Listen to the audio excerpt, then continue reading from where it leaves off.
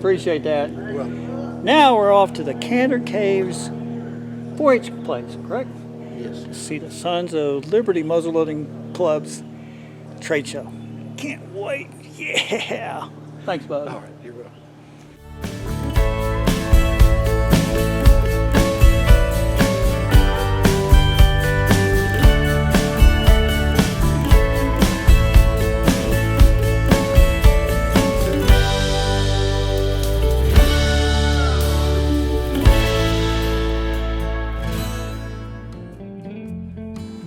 Isn't that a cool way to enter a show?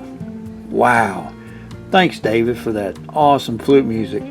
Let's check out some of the treasures on these tables at the Sons of Liberty Muzzleloading Club's annual trade show for 2021.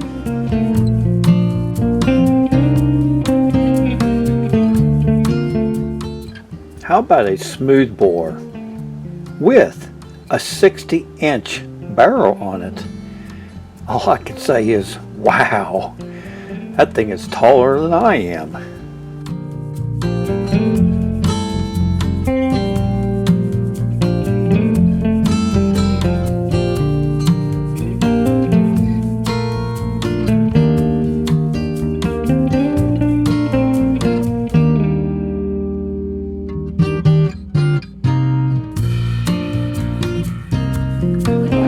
What kind was this again? East India Company, East Bay. East India Company. Soaked in vinegar to loosen up, don't froze up. Wow. So what do you have to do to put this somebody together? Just put that frizzing on there and that's about it? Oh, you got the screw strip. Oh, screws and strips? You still got the prison spring. Right on the teeth over them. Prison spring needs going too. I didn't see that gone. But you can see the styrations in the spring.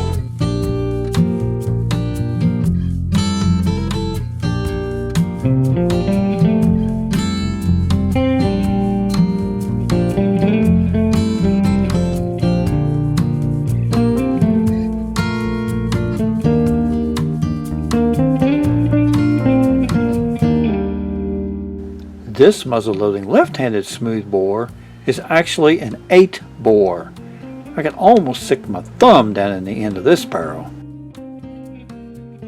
It's that big.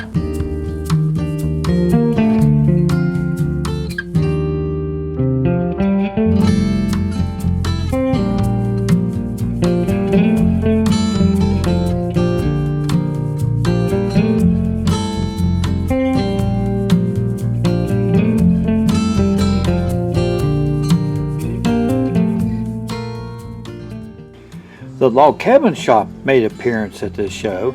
Check out all these cool looking locks and triggers.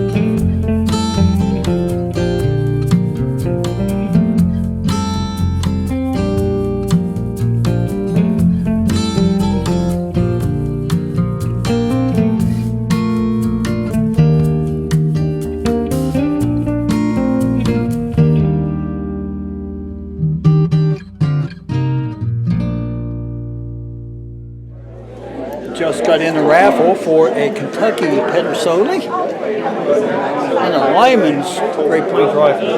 Now you're going to pull the winning ticket with my name out of the box, aren't you? I'll do my best, but I can't make any guarantees. Sorry. I'm going to win that rifle. I already got both of those rifles at home, but the extra one would not hurt a bit. Right? Right. Absolutely. I was really surprised at the number of viewers that actually watches the Black Petter Maniac Shooters channel at this show today. I enjoyed the conversation with everyone. Hearing those kind words from everyone is what keeps me going. Now let's get back to showing the cool items on these tables.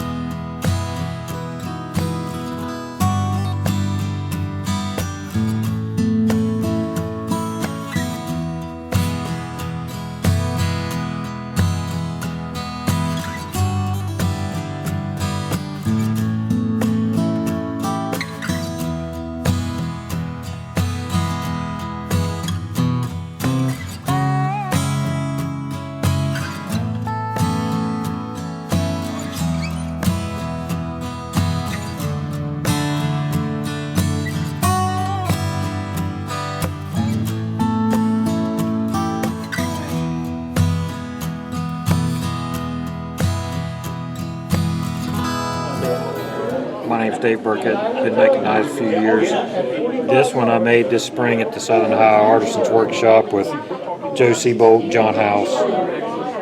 Took it home, finished the handle, put in steel pommel on it, poured pewter, and done a little fancy work here on it. Made this one also at the same class. And Made that on the, are you talking like over a weekend or what? One day 3-day class? class. 3-day class. About 2.5. Yeah, I did 2 blades and then finished these at home mostly.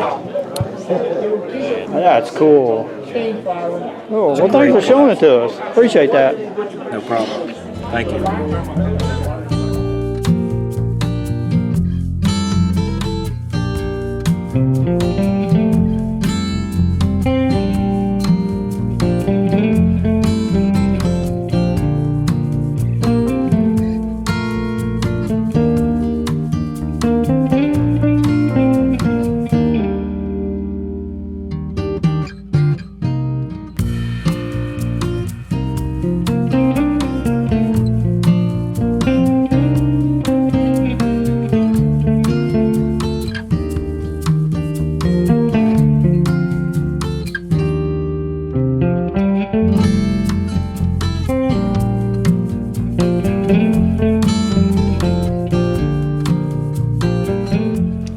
Roger Stratton tells me what he's planning on doing with this double-barreled flintlock muzzleloader.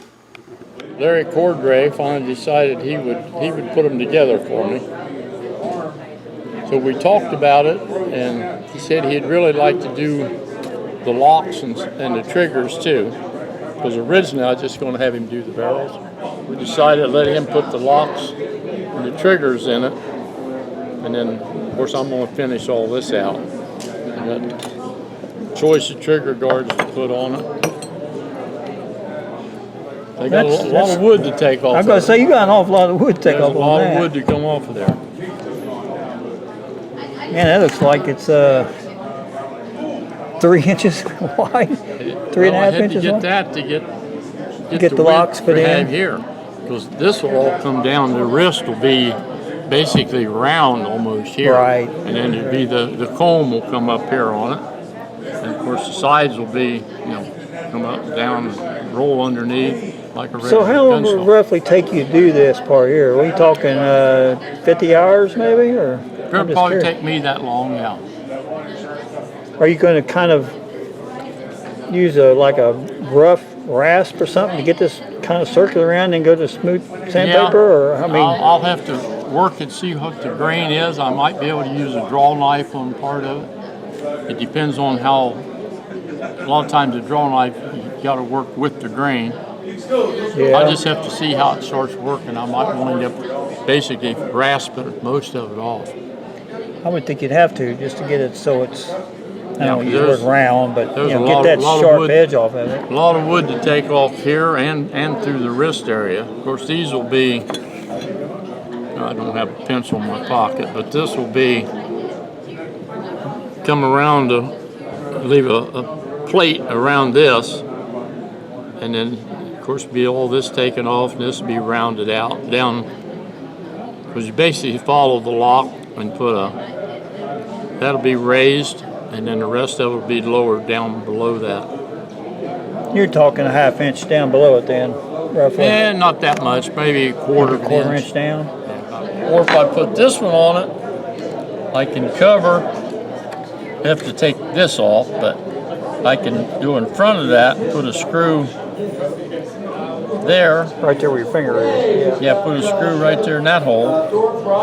And then, you know, have to bend it and everything, get it to fit, take that out of there. But either one will work. It just depends on which one. And I might use that one because I like this. So I may use that, and like I say, this will have to come off or be bent back.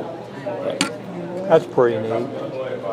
That's pretty cool. I'm kind of favoring that one because I got a little nose cap entry pipe here that's got this same shape on it. I'd favor that too. Just because I of like what that. you just said. Looks better than that. I agree with that. Well, thanks for telling me about it. Appreciate it. Problem.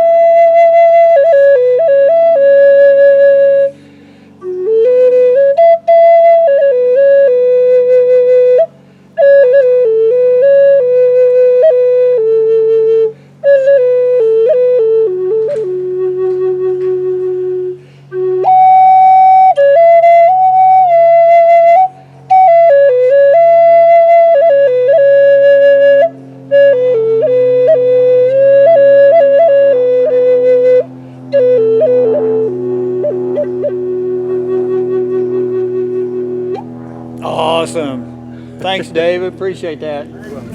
Good to see the trade shows come back in. Thanks for watching. We'll catch you next time.